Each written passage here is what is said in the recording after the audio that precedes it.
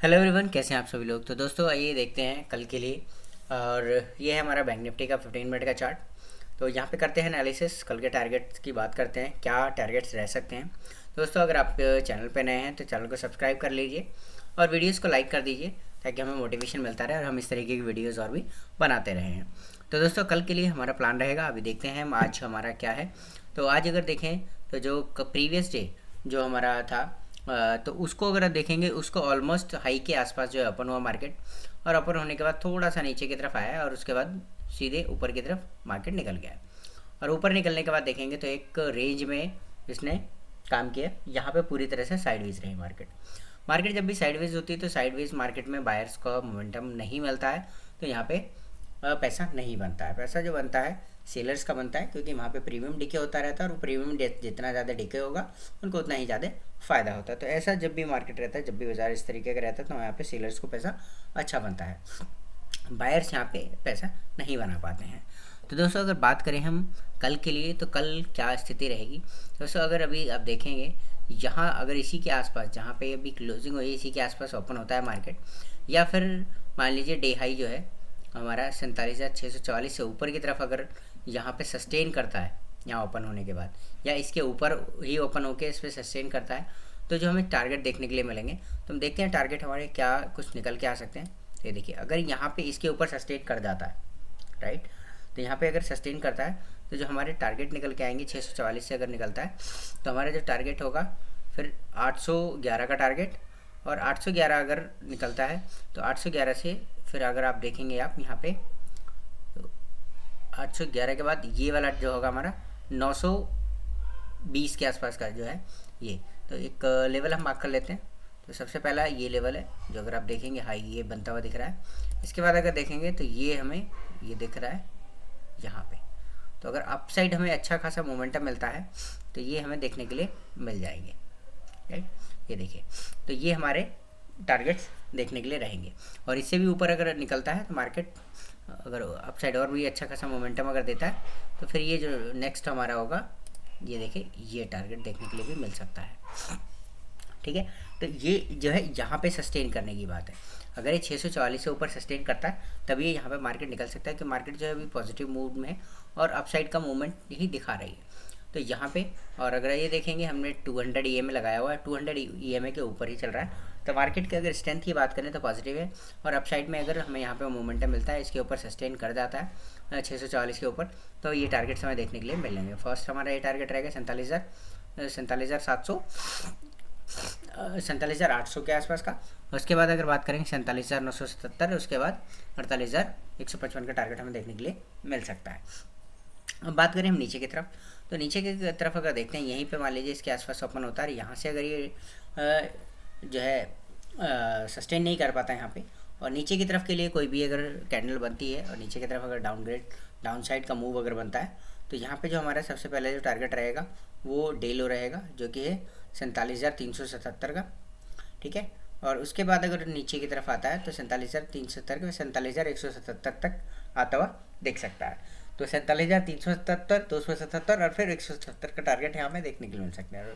और sharp falling अगर आती है तो हो सकता है कि आपको यहाँ पे 46,997, यानी कि अगर ये देखें तो 47,000 तक भी आता हुआ दिख सकता है, अगर ज़्यादा फॉल यहाँ पे देखने के लिए मिलता है। तो ये हमारे टारगेट्स रहेंगे अप साइड और डाउन साइड के, जो हमने अभी मार्क किए हैं। तो इसके अकॉर्डिंग आप प्लान कर सकते हैं, ठीक है। तो ये जो वीडियो है हमारी जो है एजुकेशन पर्पस है, तो यहाँ से सीखते रहिए और अपने लिए पेपर ट्रेडिंग कीजिए, या फिर जो भी है डिसीजन लेते हैं आप, तो अच्छे से ट्रेड कीजिए चीज़ों को समझ के। जब भी कोई भी ट्रेड करेंगे तो यहाँ पे ट्रेंड लाइन्स वगैरह को, सारी चीज़ों को फॉलो करके उसके बाद ही करना है आपको, राइट। ये हमने 15 मिनट के चार्ट पे बनाया, और जो हमारे कैंडल्स होते हैं 15 मिनट और 5 मिनट जो हमारे ट्रेडिंग के लिए यूज़ होते हैं, तो हमने 15 मिनट से मार्क कर लिया। अब यहाँ से अगर ये ओपनिंग होती है और इसके ऊपर सस्टेन कर जाता है तो ये टारगेट होंगे हमारे अप साइड के लिए। डाउन साइड के लिए जो टारगेट है वो मैंने आपको बताई दिए, मार्क मैंने नहीं किए हैं, तो आप अपने आप जो सीखेंगे लगाएंगे तो अपने आप मार्क कीजिए और उसको फिर यूज़ कीजिए। ऐसे मार्क करेंगे तो आपको लर्निंग मिलेगी और उससे सीखने के लिए अच्छा खासा मिल जाएगा। और जैसे ट्रेंड लाइन की अगर बात करें तो इस तरीके से देखिए, जैसे अगर ये चीज़ें बन रही हैं तो हम ये यहाँ से जो है इस तरीके से ट्रेंड लाइन भी बना सकते हैं, जिससे हमें पता चल जाता है कि हाँ जी ये चीज़ें ये देखिए, तो ये हमारी एक ट्रेंड लाइन बन रही है। मान लीजिए यहाँ से एक नीचे की तरफ आता है और इसको अगर सपोर्ट लेके, राइट, इसको सपोर्ट लेके अगर अपसाइड के मूव देगा तो फिर यहाँ से भी अच्छा खासा अपसाइड मूव देखने में मिल जाता है। या फिर यहाँ पे अगर इसको देखिए, फर्स्ट यहाँ पे सपोर्ट लिया इसने, फिर यहाँ सपोर्ट लिया है, और इसके बाद ये तीसरा सपोर्ट यहाँ पे यहाँ कहीं अगर लेता है तो अपसाइड जब भी निकलेगा तो अच्छा खासा मोमेंटम ऊपर की तरफ देखने के लिए मिल सकता है। और अगर इसको ब्रेक करता है तो डाउन साइड में फिर आपको मोमेंटम देखने के लिए मिल जाएगा, राइट। तो इस तरीके से चीज़ें आप यूज़ करेंगे तो अच्छे से लर्निंग होगी और अच्छा पैसा यहाँ पे बना सकते हैं। एक बार देख लेते हैं निफ्टी का। तो निफ्टी किस तरीके से काम कर रहा है, निफ्टी को भी देखते हैं। तो ये है हमारा निफ्टी। तो निफ्टी अगर देखेंगे तो निफ्टी भी हमारा पूरी तरह से साइडवेज रहा है, ठीक है। मार्केट एक बार ऊपर हुआ, उसके बाद थोड़ा सा नीचे आया और नीचे आने के बाद ये पूरी तरह से साइडवेज चलता रहा है, राइट। तो 5 मिनट की कैंडल पे देखेंगे तो थोड़ा सा अगर देखें तो थोड़ा सा मोमेंटम यहाँ पे मिला था। अगर बात करें हम 10-25 वाली कैंडल उसके बाद से, बट यहाँ पे कोई इस तरीके की कन्फर्मेशन प्रॉपर देखते हुए नहीं बनी जो नए ट्रेडर्स हैं उनके लिए। अगर आप यहाँ पे देखेंगे तो एक ही कैंडल देखने के लिए मिली थी, शूटिंग स्टार, राइट। तो यहाँ पे अगर आप तुरंत से एंट्री लेते हैं तब सेम कैंडल पे, बट उसके बाद फिर से ये ऊपर की तरफ चला गया।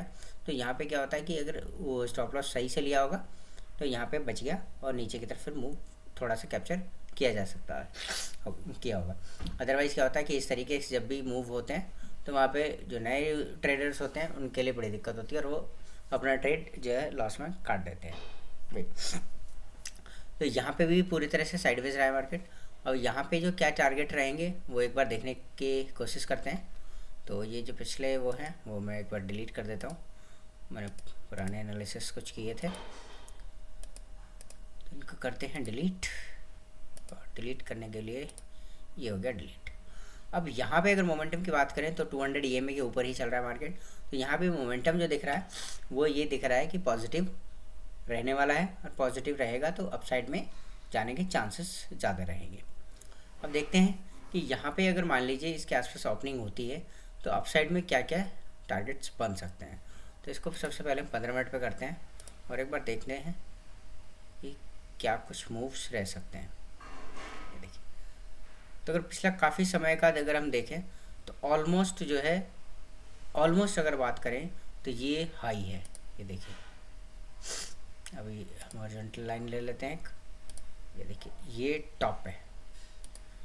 अगर ये इस टॉप को क्रॉस करता है, इस टॉप के ऊपर अगर निकलता है तो अच्छा खासा मूव देता हुआ दिख जाएगा। क्योंकि आप देखिए कहाँ से ये वापस आया, ये देखिए ये वाला जो था रेजिस्टेंस, इसी रेजिस्टेंस से जो पिछला यहाँ पे बनाया हुआ है, यहाँ से रिजेक्शंस लिए थे और वहीं से जाके फिर से नीचे की तरफ आया है। मान लीजिए अगर यहीं पे ओपन होता है, यहाँ पे अगर ये ओपन होता है और ओपन होने के बाद अपसाइड जाके इसके ऊपर अगर एटलीस्ट 5 मिनट की कैंडल सस्टेन करता है तो भी अपसाइड की तरफ मोमेंटम अच्छा खासा देखने के लिए मिल सकता है।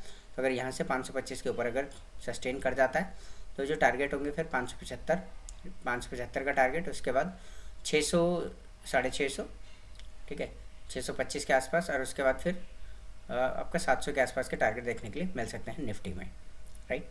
तो नीचे की तरफ अगर बात करें तो अगर यहाँ से नीचे की तरफ अगर होता है तो ये जो डे लो है, राइट, डे लो के नीचे अगर आता है तो यहाँ से फिर नीचे की तरफ देखने के लिए मिलेगा 22,432 के नीचे अगर आके सस्टेन करता है तो फिर हमारा 22,411 का टारगेट देखने के लिए मिल जाएगा।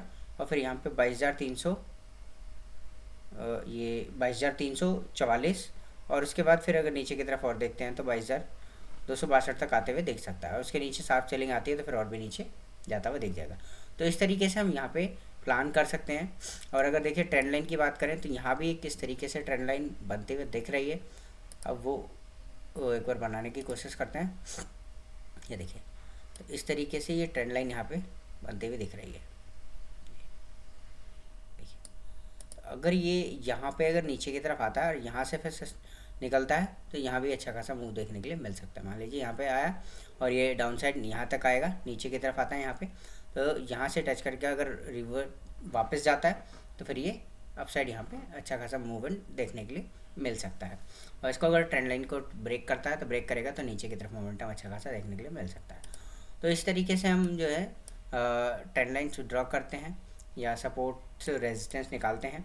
बाकी अगर आप नई चीज़ें कई बार समझ आती हैं तो हेल्प के लिए सबसे अच्छा होता है इंडिकेटर लगाइए, और यहाँ पे इंडिकेटर हम यूज़ करते हैं पिवट, बहुत ही अच्छा रहता है ये। तो यहाँ पे आपको जो है इजीली आप यहाँ से ट्रैक कर सकते हैं फिर चीज़ें, ये देखिए इस तरीके से आपको ट्रैकिंग करना इजी हो जाता है।